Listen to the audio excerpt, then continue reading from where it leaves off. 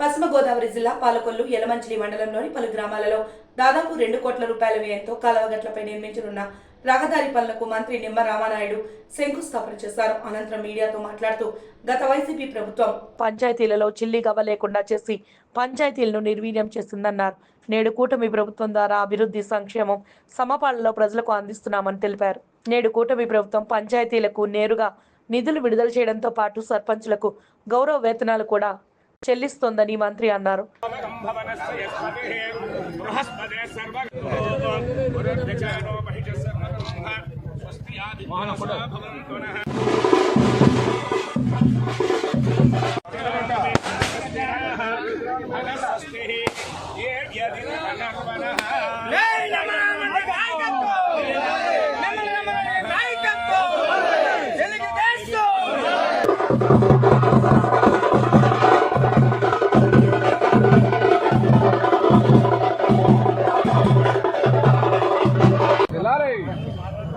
రైతు బంధు రామానాయుడు గారి నాయకత్వం, రైతు బంధు రామానాయుడు గారి నాయకత్వం, మండలాలకు సంబంధించి 1,94,00,000 రూపాయల అభివృద్ధి పనులకు ఈరోజు శంకుస్థాపనలు చేసుకోవడం జరిగింది.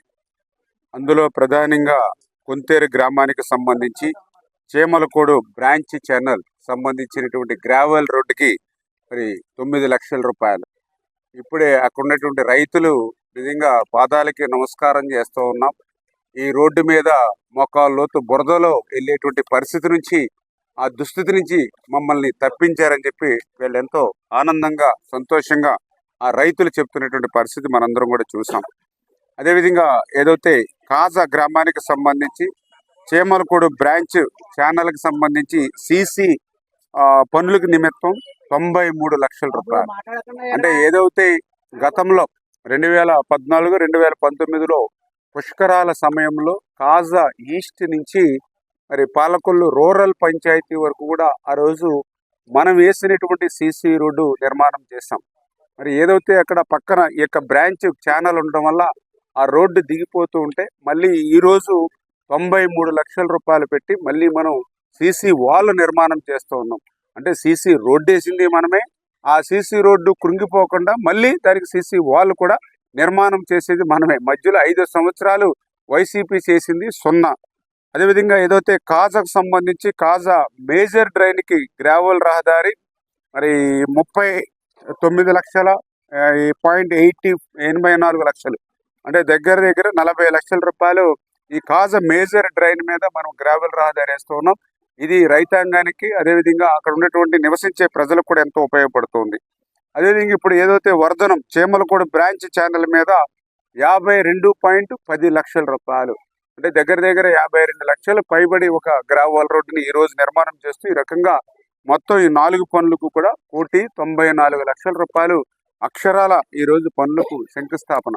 ప్రతిరోజు కూడా నిత్యం, నిన్న మీరు కూడా చూశారు 3,50 లక్షల రూపాయలు, ఈరోజు చూస్తూ ఉన్నారు 1,94 లక్షల రూపాయలు. ఇట్లా ప్రతిరోజు కూడా ఇంత పెద్ద ఎత్తున అభివృద్ధిని సంక్షేమాన్ని చేస్తూ ఉంటే ఈవేళ ప్రజలు కూడా మరి పూర్తిగా వాళ్ళందరూ కూడా ధన్యవాదాలు. ఎందుకంటే గత 5 సంవత్సరాల్లో ఎక్కడా కూడా ఒక గిద్దెడు మట్టి తీసినటువంటి పరిస్థితి లేదు, ఒక తట్ట కంకరేసినటువంటి పరిస్థితి లేదు, ఒక అర్బస్తా సిమెంట్ వేసినటువంటి పరిస్థితి లేదు. ఈ కూటమి ప్రభుత్వం అధికారంలోకి వచ్చినటువంటి 10 నెలల కాలంలోనే ఇంత పెద్ద ఎత్తున అభివృద్ధి కార్యక్రమాలు, ఇంకొక పక్కన సంక్షేమ కార్యక్రమాలు చేస్తూ ఉన్నారని ఈరోజు ప్రజలందరూ కూడా ప్రత్యేకించి ధన్యవాదాలు చేస్తూ వాళ్ళు పూల వర్షం కురిపించి ఈవేళ ధన్యవాదాలు తెలియజేసుకుంటూ ఉన్నారు ఈ కూటమి ప్రభుత్వానికి. ఎందుకంటే ఇప్పుడే నేను చూస్తుంటే 4-5 పంచాయతీల నుంచి అక్కడ గ్రామాల్లో సమస్యలు కూడా గత 5 సంవత్సరాల్లో పేరుకుపోయాయి. ఎందుకంటే గత 5 సంవత్సరాల్లో పంచాయతీలను కూడా నిర్వీర్యం చేసేసారు. ఆ రోజు పంచాయతీలకి డైరెక్ట్గా ఆర్థిక సంఘం నుంచి వచ్చేటువంటి నిధులను కూడా జగన్మోహన్ రెడ్డి దారి మళ్లించినటువంటి పరిస్థితి ఆ రోజుల్లో. పంచాయతీల్లో చిల్లి గవ్వ కూడా లేకుండా చేసినటువంటి దుస్థితి ఆ రోజు జగన్మోహన్ రెడ్డి పాలనలో. ఆఖరికి ఇంటింటికి చెత్త సేకరించే రిక్షా ఓడికి కూడా బిల్లులు ఇవ్వడానికి కూడా పంచాయతీల దగ్గర డబ్బులు లేకుండా చేసినటువంటి పరిస్థితి దుస్థితి ఆ రోజు ఉన్నటువంటి జగన్మోహన్ రెడ్డి పాలనలో మనందరం చూసినటువంటి పరిస్థితి. మరి ఆ రోజు పంచాయతీల్లో ఒక సురక్షితమైన త్రాగునీరు ఇవ్వాలని అంటే మరి ఆ యొక్క ఫిల్టర్ బెడ్లు బాగు చేసుకోవడానికి శాండ్ మార్చడానికి కూడా ఒక రూపాయి కూడా ఆ రోజు పంచాయతీల్లో లేకుండా చేసినటువంటి పరిస్థితి. ఏదైనా వర్షాకాలం వస్తే ఆ విషజ్వరాలు రాకుండా, వైరల్ ఫీవర్స్ రాకుండా, కనీసం బ్లీచింగ్ చల్లాలన్నా కూడా, ముగ్గు చల్లాలన్నా కూడా ఆ పంచాయతీల దగ్గర డబ్బులు లేకుండా చేసేసినటువంటి దుస్థితి గత 5 సంవత్సరాల్లో. మళ్ళీ ఈరోజు తెలుగుదేశం, జనసేన, బీజేపీ ప్రభుత్వం వచ్చాక మళ్ళీ ఈరోజు ఆ పంచాయతీలకి నేరుగానే ఆర్థిక సంఘం నిధులిస్తూ ఉన్నాం. ఈరోజు పంచాయతీ సర్పంచులకు కూడా ఈరోజు గౌరవ వేతనం కూడా ఈ యొక్క కూటమి ప్రభుత్వమే చెల్లిస్తూ ఉంది.